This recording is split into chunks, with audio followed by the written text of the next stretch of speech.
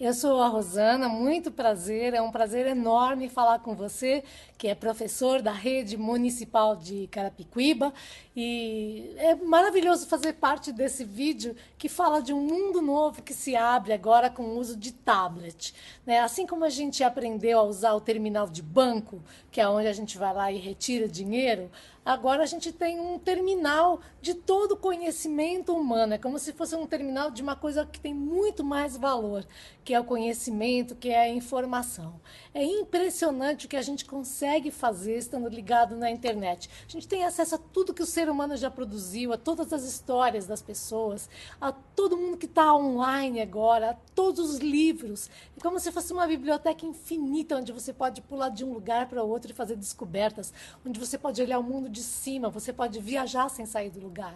E eu acho que é esse entusiasmo que você vai sentir e vai passar para os seus alunos, porque ter um tablet na mão é você ter uma chave que decodifica milhões, infinitas portas que estavam fechadas para a gente ou que eram de difícil acesso. Então, aprender a usar também é uma maravilha, porque a gente não precisa ter medo de errar. Não é isso que a gente passa para os alunos da gente? Não tem medo de errar, experimentar? Então é a nossa oportunidade também. Clica no botão, vai e volta, não sabe, a gente rapidamente vai aprendendo. Porque como você não sabe usar e não sabe nada, só tem aprendizado, então só tem como melhorar.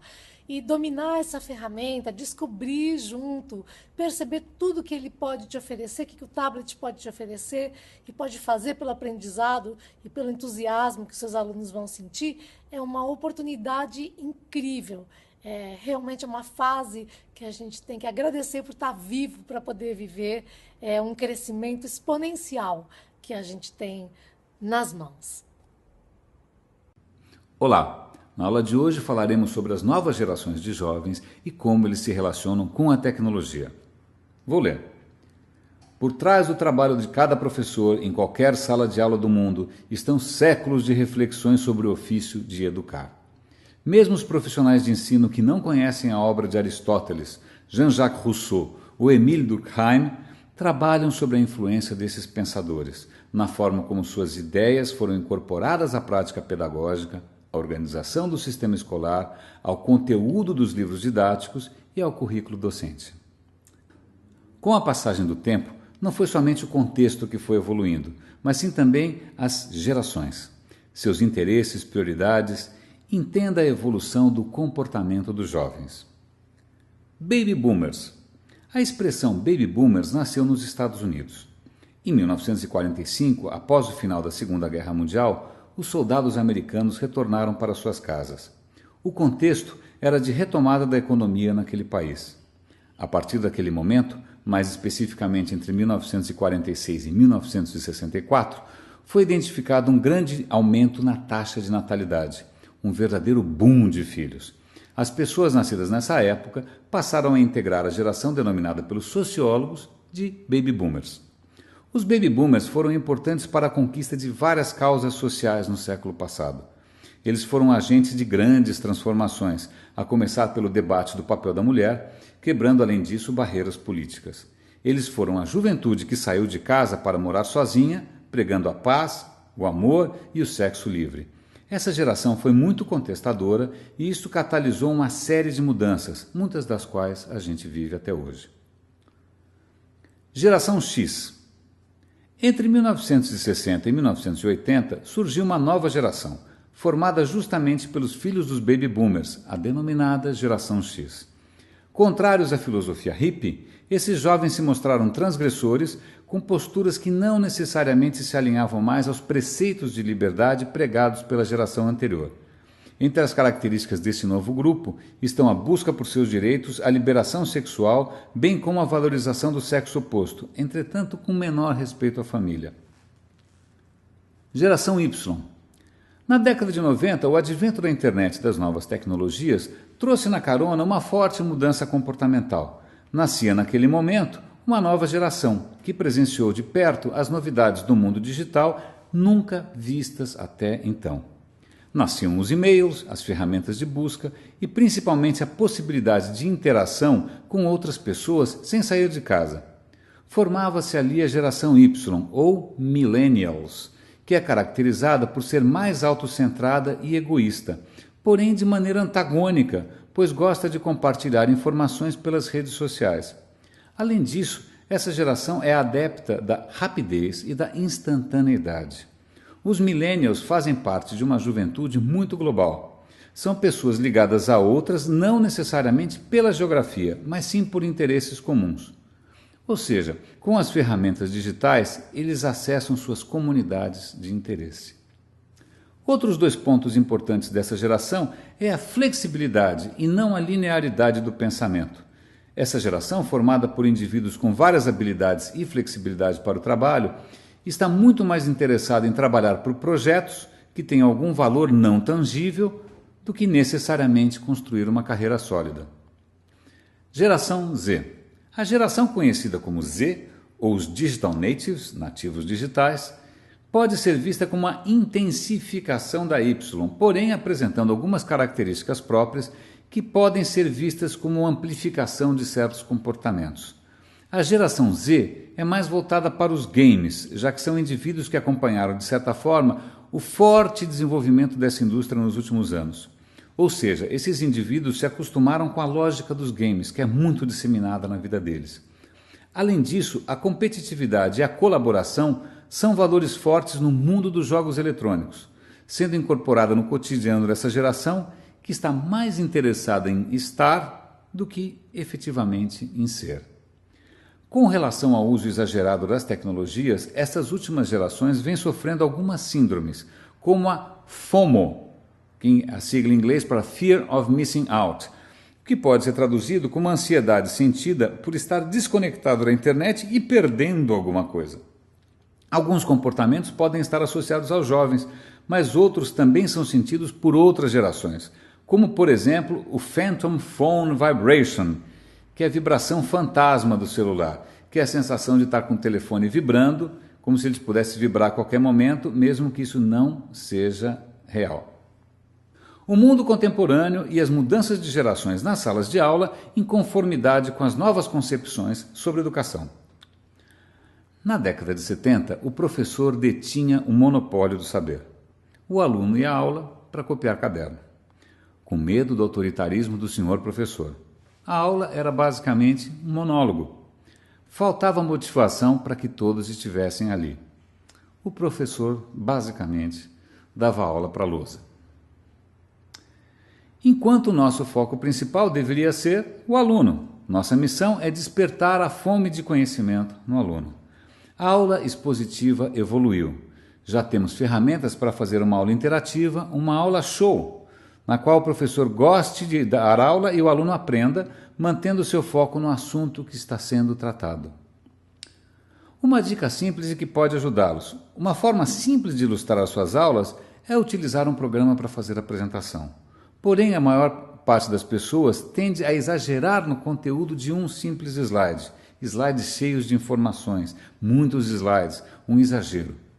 Pense bem, se você for projetar a sua apresentação numa tela, com um data show, você terá que ficar lendo para a classe, dando as costas para todo mundo, o que vai impedir e inibir intervenções, e você não vai perceber se tem alguém com o braço levantado ou com a expressão de que não está entendendo. O resultado é muito chato. Quando falamos da introdução da tecnologia em uma sala de aula, não estamos falando só de usar a tecnologia, mas sim de como utilizá-la para um propósito maior: transmitir conhecimento.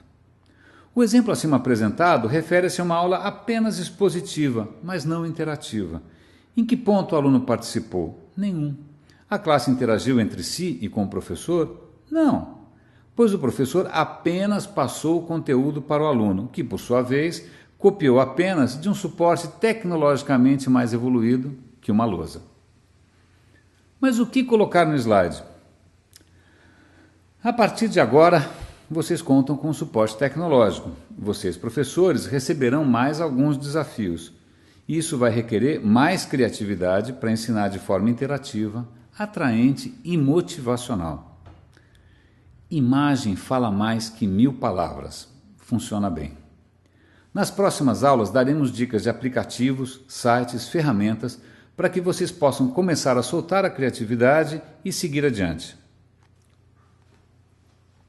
A aula reinventada dos dias de hoje. Motivação, palavra-chave. Interação, participação, o professor deve motivar. O mundo conectado, a sala de aula conectada.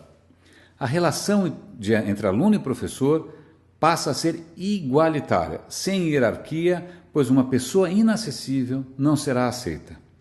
Está tudo na rede. O aluno pode chegar em casa sozinho e buscar conhecimento de forma mais prazerosa. A pergunta que se deve fazer é: por que meus alunos devem gostar mais de estudar sozinhos conectados em casa do que assistir às minhas aulas? Que tal se elas fossem interativas, conectadas à internet, em que cada aula fosse apresentado a eles uma novidade, um game, uma dica de site? Que tal se eles participassem desse processo educativo, levando para a sala de aula uma novidade que eles descobriram? É fundamental reconhecer quem é o aluno de hoje. Quais são as suas necessidades, vaidades, ambições? Ou seja, os educadores precisam reconhecer e aceitar que sua clientela mudou. Precisa reconhecer quem é o aluno de hoje. Quais são suas necessidades, vaidades, ambições, etc. Os jovens de hoje em dia têm acesso à internet através de seus celulares. Temos hoje no Brasil uma média de 2 celulares por habitante. Se com os celulares podemos fazer inúmeras composições, videografias, fotografias, etc., e com tablets também, um pouquinho mais de criatividade vai nos permitir fazer muito mais. A criatividade é o motor de uma criança, de um jovem, de um adulto que não foi podado na infância. As tecnologias que estão disponíveis hoje em dia ajudam e muito no desenvolvimento das suas capacidades criativas. Por esse motivo, é fundamental tomarmos muita atenção para nunca cortar as asinhas de seus alunos. Deixe-os voar. As tecnologias que estão disponíveis hoje em dia ajudam e muito no desenvolvimento das capacidades criativas.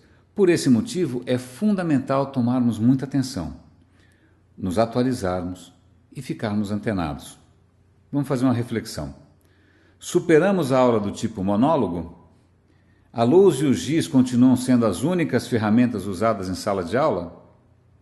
Acreditem, é hora de reinventar. Lembrando que motivação é a palavra-chave, a interação e a participação são consequências naturais da motivação alcançada com sucesso. A relação entre você, professor, e seu aluno deve ser igualitária. Nada de hierarquia.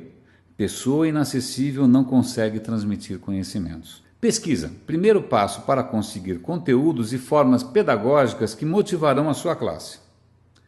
Falemos agora das pesquisas e dos portais de conteúdo livre. O que são os portais de conteúdo livre? São portais que oferecem conteúdo para que você, professor, possa copiar imagens, sons, exercícios exemplos, apresentações, tudo para preparar a sua aula e apresentar para a sua classe de forma inspiradora. Devemos lembrar que nem tudo que está na internet é de domínio público.